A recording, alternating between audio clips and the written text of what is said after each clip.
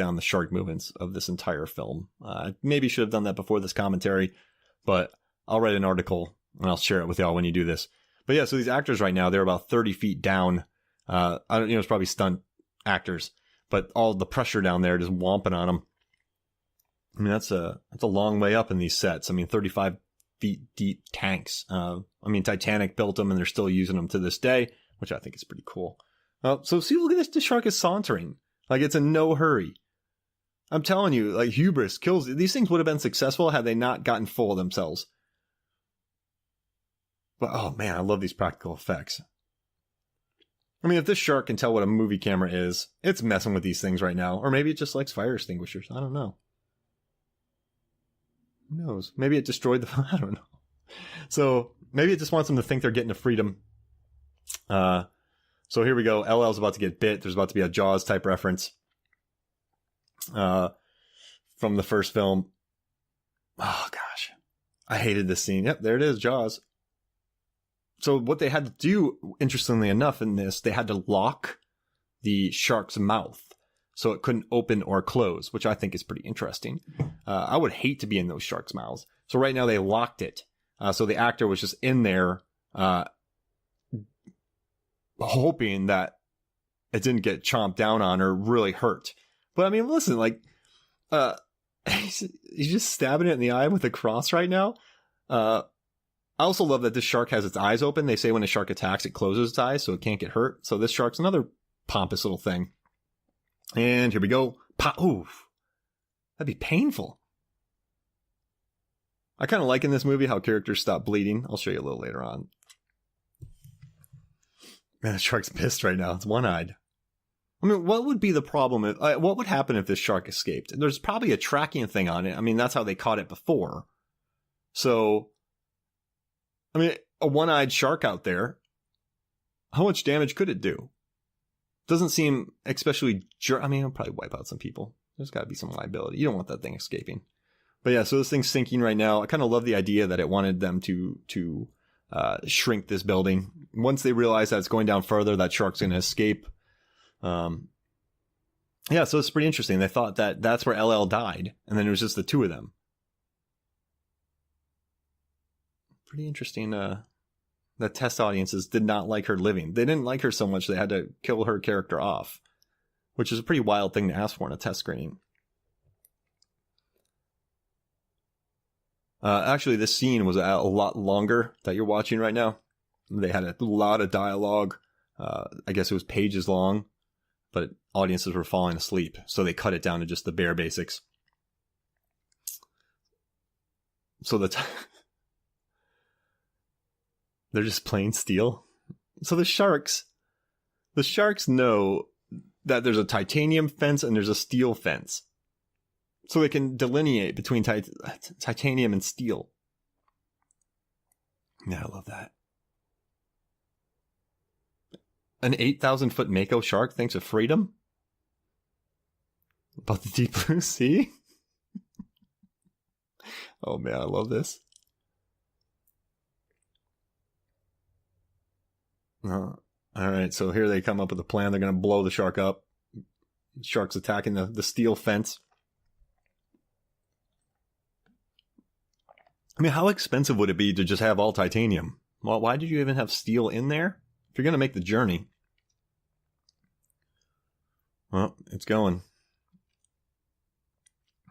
But I mean, I do love these sets. I love that this action's happening. I like right now the shark is just wants to leave. I mean, just want it out. How much? Well, three super smart sharks out in the ocean. What would they have done? I mean, if they're smart enough to work cameras, they're gonna just hang out. They just want freedom. Take out whaling boats. Maybe they should just let these things escape.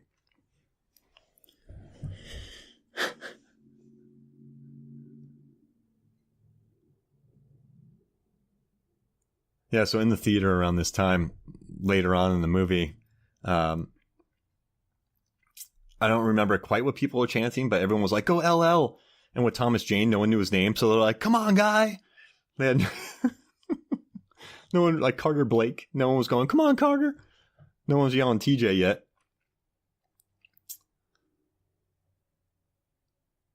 All right, so the shark's just taking this out, battering, ramming. What I don't get is these sharks can knock in iron doors, but it can't get through an iron fence. Stymied? Well, I guess you couldn't have this whole plot scene then. Man. I guess it would have killed... Alright, so check out this scene. She's going to do this to her hand. This scene always... You could tell this was a reshoot, because it's just really not... I mean, I guess it's probably not really too smart. Jumps down. But I do like the shark when it senses it. Check out this shark's reaction in like a few seconds. Here it comes. See all the blood? That's a lot of blood. I don't know why TJ jumps in the water during this scene. Oh, there's LL. People started cheering for that. All right, so just watch this shark. Kind of love it. It's digging. He goes, what? Huh? Hey, it knows who it is. That shark just had recognition. It knows. All right, there's no chance for her to get out of the water.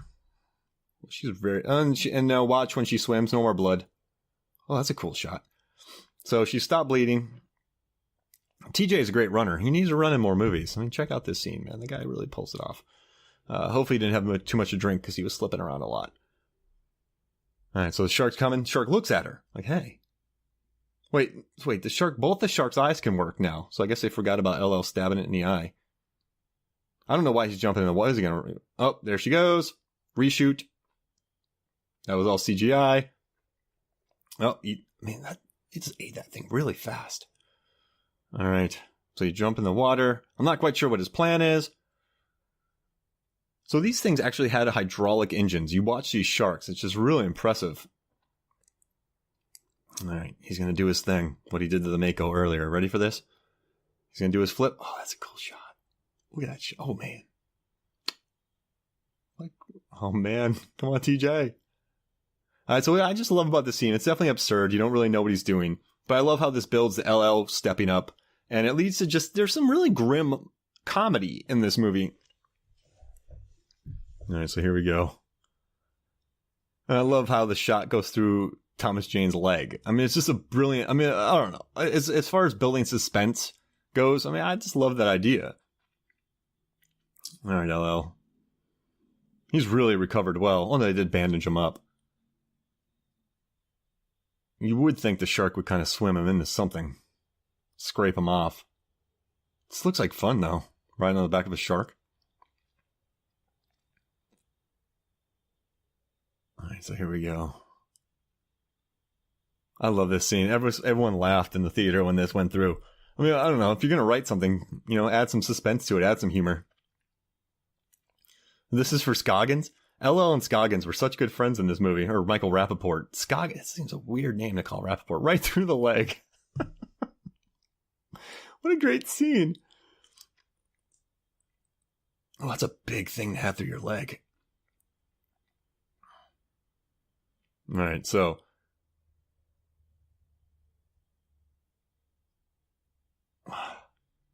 Come on, LL, you gotta do it. I've watched this movie so many times, and I'm hoping that he does it. It's ridiculous. So when he goes through this fence, I never quite got it, because I feel like that thing would rip right through his leg. Right here. Ooh! So much blood. Alright, so now it goes. Boom. It's a massive explosion. A lot of shark guts. What a great scene. Alright, so as we're nearing the end of this movie, I just want to say thank you for hanging in here with me, listening to this. I just wanted to give you something really special for Thanksgiving. Hopefully you and your family are seated around the table. Instead of talking during this dinner, you just listen to this. It'd be a little weird if you didn't have the movie on, but hopefully I kept it lively enough for you to just embrace what was going on. And if you are eating right now, watching, if you have your football on mute, listening to this podcast during Thanksgiving Day, in the States. Everywhere else, whatever. I hope you're doing great. I hope you're watching this movie. But I hope you enjoyed this. I do love this scene, though. I like that they survive. I like their camaraderie. That's a lot of shark. There's no blood. I feel like a massive wound, a gaping wound. Oh, no, this looks like a flesh wound. Monty Python style. I'm going to put your hand on it. It's all right. 45-foot shark? Did you say 45? I always heard 26. And I like this scene. Also, I like they set it up really well for a sequel right here. Are there any more? These guys are good. Put them in something else. Give them another movie. As sure as just 3 sharks. You never know. He was just used. He's just an ex-con who wouldn't ask questions.